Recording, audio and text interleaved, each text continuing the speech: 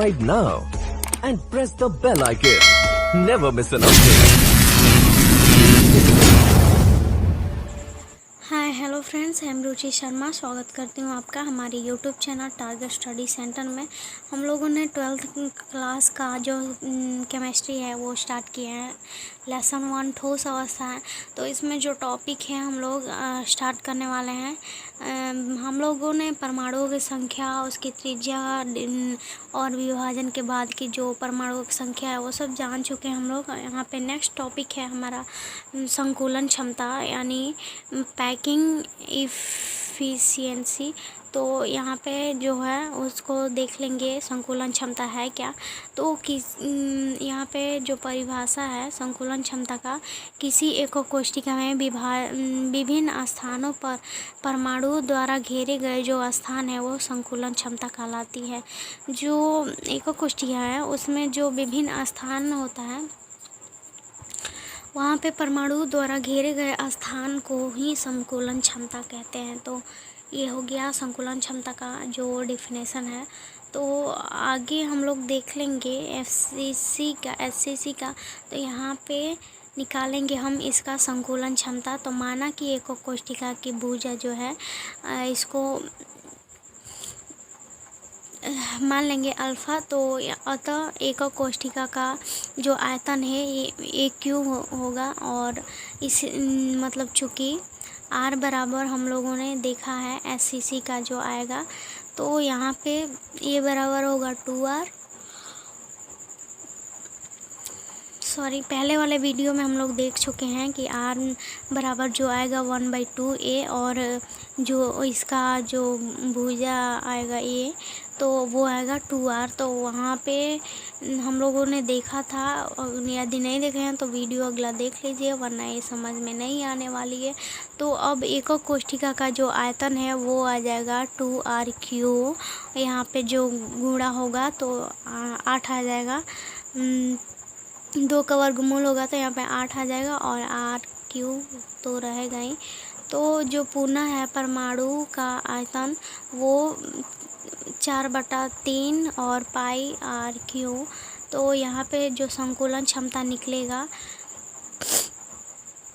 परमाणुओं का जो आयतन है और बटा में एকক कोशिका का जो आयतन है वो, और यहाँ पे इंटू विभाजित परमाणु की संख्या।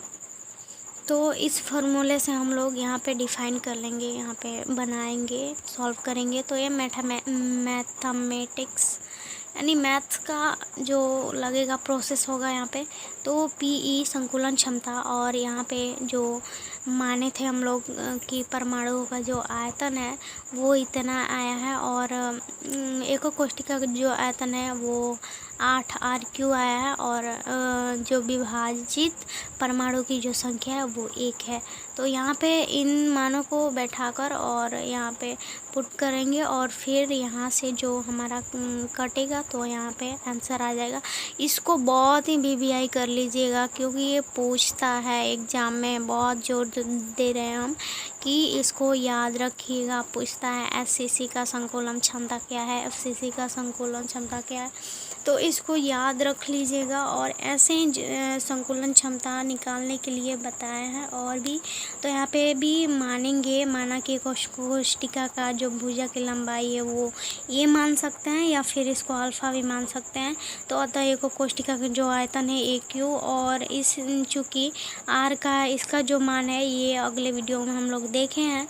तो इसका a मान होता है और a का जो मान होगा, a का मान निकालें तो 4/√3 r हो जाएगा यहाँ पे। अब एকক कोशिका का जो आयतन है वहाँ ये इसको q कर देंगे, वर्गमूल निकालेंगे इसका। तो 64/3√3 होगा यहाँ पे। और पुनः परमाणु के जो गोला का आयतन है वो होगा इतना, तो 4/3 πr³। तो इसका संकुलन क्षमता जो निकालेंगे वो फिर से फॉर्मूला लगाएंगे, उसके बाद हमारा निकलेगा और मैथमेटिक्स यहाँ पे बनाएंगे और उसके बाद हमारा जो आंसर निकल के आएगा लास्ट में 78%। तो ये जो है ये भी BBI है, ये बहुत बार ही पूछता है, ये सबसे ज़्यादा पूछता है BCC का, तो इसको भी याद रख लेंगे। 68% होता है। तो FCC का अब देख लेंगे, FCC का भी वैसे ही मानेंगे, माना कि एकोक कोष्ठिका की जो भुजा की लंबाई है वो अल्फ़ा या A मान सकते हैं, अतः एकोक कोष्ठिका के जो आयतन है वो AQ है। और चूँकि R बराबर यहाँ पे देख लेंगे, हम लोग देखे हैं पहले भी, तो √2 बराबर A का मान निकालेंगे तो यहाँ पे हो जाएगा A बराबर 4/√2R। तो यहाँ से जो निकलेगा परिमेयकरण कर लेंगे यहाँ से, और यहाँ पे निकलेगा तो इसको आयतन के हिसाब से हम लोग वर्गमूल निकालेंगे और फिर जो परमाणु का आयतन है वो लिख लेंगे और फिर फॉर्मूला के आधार पर पुट करेंगे यहाँ पे। तो यहाँ पे मैथमेटिक्स करके यहाँ पे जो आंसर आएगा वो आएगा 74%। तो इसको भी याद रखिएगा, ये भी बहुत बार पूछता है। FCC और BCC दोनों बहुत ही ज़्यादा पूछता है, तो इन 2-3 का अच्छे से याद रख लीजिएगा। उसके बाद तो ज़्यादा पूछता नहीं है, ये सिर्फ 3 ही का पूछता है, तो इसको बहुत ही BBI कर लीजिएगा। और आगे देखते हैं अब हम एकोक कोष्ठिका की संख्या की जो गणना है वो कैसे होता है, calculation of cubic unit cell. तो हम लोग एकोक कोष्ठिका की जो एकोक कोष्ठिका की संख्या की गणना करना सीखेंगे यहाँ पे। तो माना कि एकोक कोष्ठिका की कोर की जो लंबाई है वो हो गया APM, और एकोक कोष्ठिका का जो आयतन है वो इतना हो जाएगा A × 10⁻⁻12 और 10⁻⁻2 का होल क्यूब। तो ऐसे हो जाएगा, और इसका जो एकोक कोष्ठिका का आयतन है वो इतना होगा, ये × 10⁻⁻10 का होल क्यूब। और यहाँ पे ये वाला जो सॉल्व करेंगे यहाँ पे हमारा पूरा आ जाएगा AQ और 10⁻30 cm3। तो PM में है, तो यहाँ में सेंटीमीटर में हम लोग कन्वर्ट किए तो इतना आया हमारा। और उसके बाद जो फॉर्मूला है उस पर बैठा देंगे घनत्व द्रव्यमान बटा में आयतन। तो यहाँ पे आयतन निकालना है हम लोगों को, तो आयतन बराबर द्रव्यमान बटा में घनत्व m/d।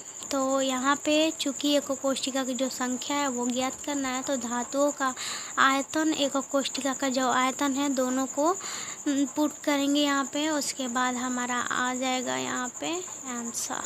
तो ये हो गया, ये फॉर्मूला हो गया। तो यहाँ पे ये फॉर्मूला याद रखिएगा और इसके आधार पे जो क्वेश्चंस आते हैं उसको बनाना पड़ेगा। तो ये हो गया क्वेश्चन 1। तो इस क्वेश्चन को देख लीजिए आराम से। यदि एल्युमिनियम धातु की किसी एकोक कोष्ठिका के क्रिस्टलीकृत है तो एकोक कोष्ठिका की जो संख्या ज्ञात करें। और यदि धातु का घनत्व 2.5 ग्राम cm3 है तो कोर की लंबाई 10 pm हो।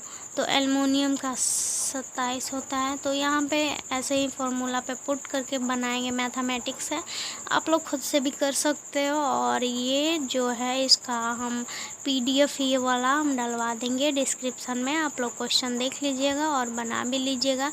और एकोक कोष्ठिका अब आती है टॉपिक जो है एकोक कोष्ठिका के घनत्व की गणना करने के बारे में।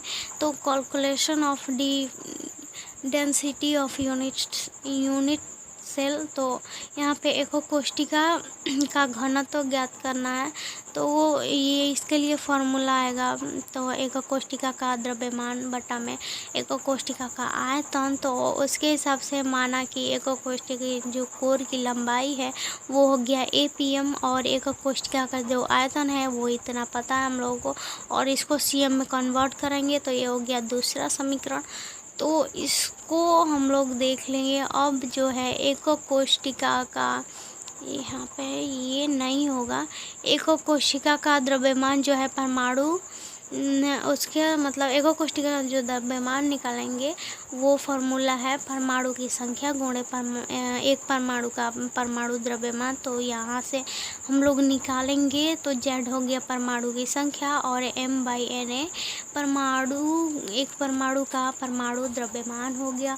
और समीकरण ये 3 मान लेंगे इसको, और समीकरण 1, 2 और 3 मतलब 2 और तथा 3 का जो मान है वो समीकरण 1 में रखेंगे। तो वहाँ से हमारा मैथमेटिक्स का कंप्लीट करेंगे तो इतना आएगा फॉर्मूला, तो इसको याद रखिएगा और क्वेश्चन आएगा तो बनाते रहिएगा। और ये फॉर्मूला है और क्या क्या है फॉर्मूला में, तो D एक कोष्ठिका का घनत्व, ये परमाणु संख्या और M है परमाणु द्रव्यमान, N है एवोगाड्रो संख्या। इसको याद कर लीजिएगा, ये पूछता है एवोगाड्रो संख्या कितनी होती है, तो 6.023 × 10⁻23 होता है। और ये हो गया एक कोष्ठिका की कोर की जो लंबाई है वो है।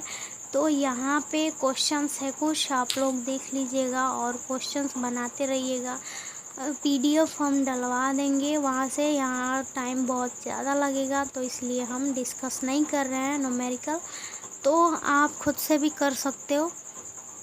तो यहाँ तक रहने देते हैं और अगला जो वीडियो आएगा उसमें निविड़ संकुलन संरचना के बारे में हम लोग पढ़ेंगे, क्लोज पैकिंग स्ट्रक्चर। तो यहाँ से हम लोग देख लेंगे और फिर से यहाँ हम स्टार्ट करेंगे। Okay, bye bye, take care and good luck.